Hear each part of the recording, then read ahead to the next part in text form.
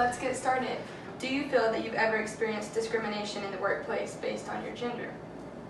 At first I thought, no, I haven't felt intimidated, but after I got to thinking about it, later in the OBGYN practice, it became a thing among doctors, because there was groups of doctors forming, that they hire a manager, an office manager, and it was kind of a thing that you hire a male office manager.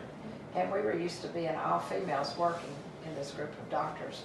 And when he came in with an attitude, but the thing about it, we found out that he made more money than 4 of us put together. So, and we found out lots of times he'd sit in his office. I think he got afraid of us sometimes. But it kind of unnerved all of us, because we were working mothers, and that he made that much more than us. And yet, we had been doing his job, so that's the only other time that I felt intimidated. Absolutely. And I think talking about the working mothers, that's something where you sometimes don't even know that you're being discriminated against. Is a lot of time when women go to work, they're asked, how are your kids? Who's watching them? Who's watching your kids? Like, oh, are you going to have a family, or are you going to work? Whereas when men go to work, no one says, who's watching your kids? It's just something that women... I have something to say about that. As a hairdresser, I was a hairdresser in the 90s. That was kind of my era of where I worked in the salon. But I remember I had you, and I was fortunate enough that my mom and my husband were able to help me at the salon. And if whichever one wasn't at the salon was normally keeping you. So it was always Daddy Courtney Day on Saturdays. Like he always, where Mom would keep you Tuesdays and Thursdays, Todd always kept you all day on Saturdays. And for one, I didn't lay out a bottle, I didn't lay out an outfit, I didn't do anything. I let him be, it was his day, you know, so, but someone would always say, oh, is Daddy babysitting today? And I'd say, no, Daddy's just being a daddy today. You know, why is it considered babysitting if he's keeping you, but it's motherhood if I'm keeping you, you know, so. So that was a pretty good. I'd never heard that story. Yeah, that's he did. So I would never know when y'all would pick me up from work on Saturdays what you were going to be wearing that day, because I didn't lay it out for you. I let him choose it, and you know, it's not odd for little girls to wear blue jeans now, but he'd always normally in blue jeans or khaki pants or something you wouldn't typically have seen. But it was his day, so I let him choose. And Nanny worked at the YWCA, so you worked with. Were you mostly all women that worked in your workplace? Right, yes. Yeah, at the YW. Mostly. Yeah. So her workplace was full of strong women. That's awesome.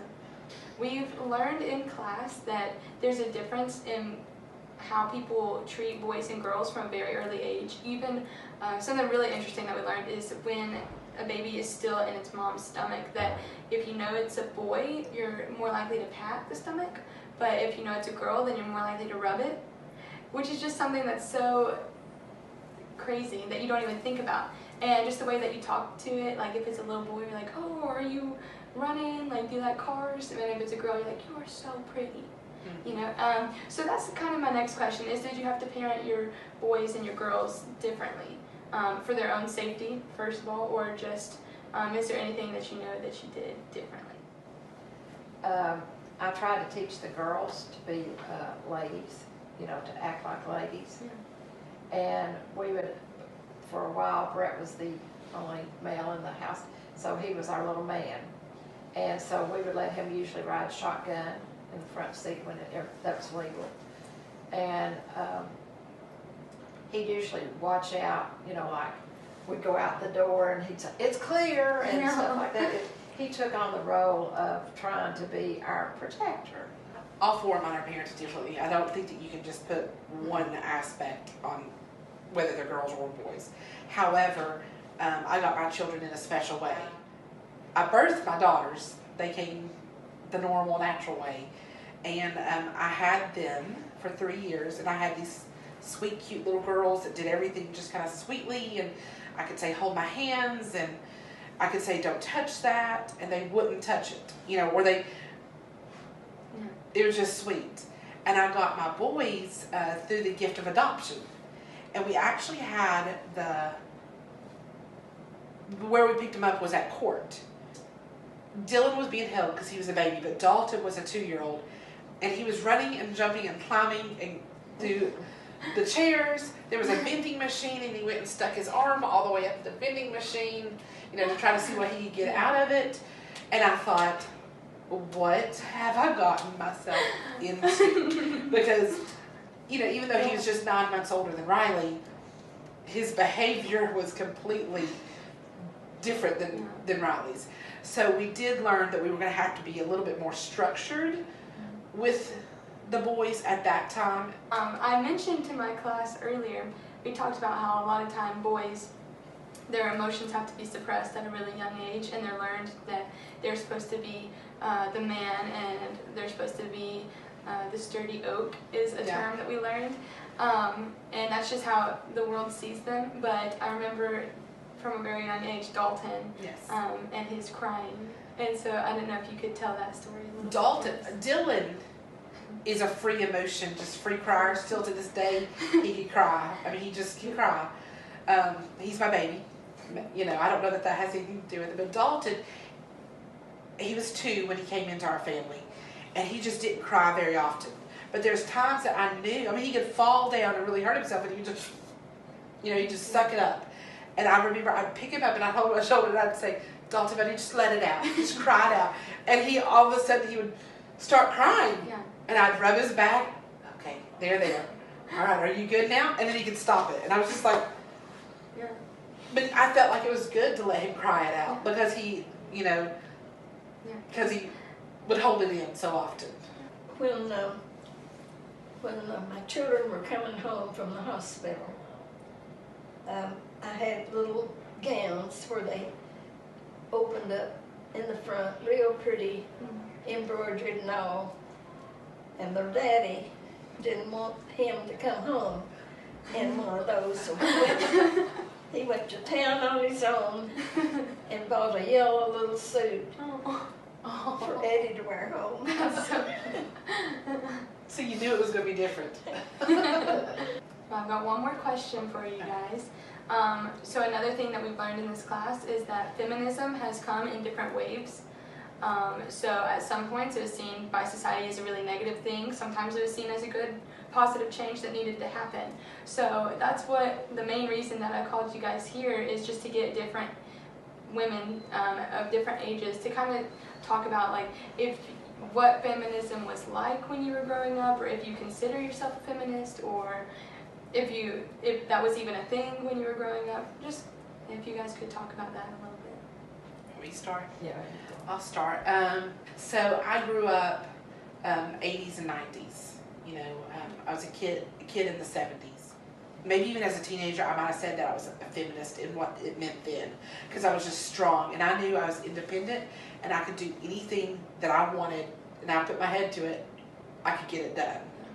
However, I do like to be treated like a lady. I wanted my husband, to open the door for me. I wanted, that was definitely not a bad thing. That was just a nice thing. I'm capable of opening a door. I can definitely hold a door open for a whole long list of while people walk in, but it's nice for someone to take care of you in that way. But sometimes I think today, and maybe I'm wrong, but that feminist now it takes on a different role. Because I know that sometimes guys that have been raised to be gentlemen are looked at, like the girl doesn't want that, or, And so, I don't know. I think I'm a strong lady. Yeah. I want women's rights. I want the right to, however, I don't mind being treated like a lady. I think that's beautifully put. Hey, thanks. I'm pretty much the same way with Leanne. Of course, I am 71. No, I'm 70. Don't age yourself here. I'm 70. And you look good. And we were brought up to be little ladies. We wore dresses. The first time I wore pants to school, or was allowed to wear pants to school, I was a senior in high school. And so we were, like I say, brought up as ladies. Even though I was put in a position that I had to be the breadwinner of the family for a while. It wasn't that I was trying to compete with a man or anything.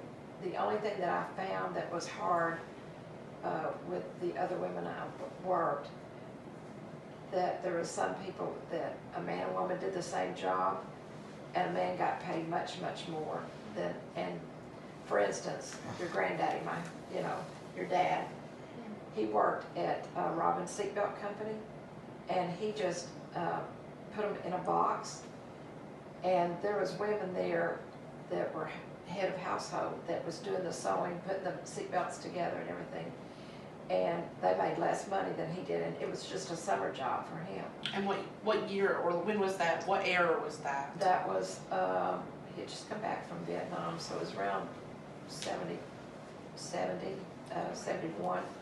And he worked there during Christmas break, and there was a snow, so they, or in the summer, if they didn't get their supplies in, they would lay all the women off.